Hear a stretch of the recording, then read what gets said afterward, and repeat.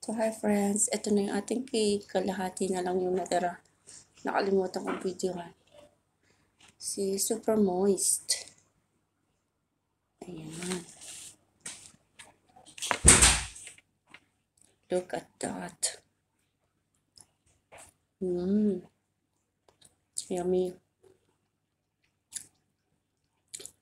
Ang sarap niya, friends. Pwede nyo lang ilagyan ng icing. At saka yung hulmahan, pwedeng baguhin para may malinis rin. Pero yung cake niya sobrang sarap, ang lambot. Hindi pa siya masyadong matamis. Sakto lang yung timpla.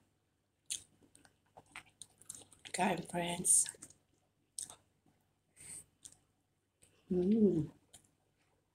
Sarap.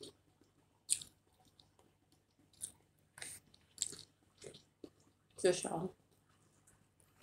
Napaka-fluffy niya. Kain po.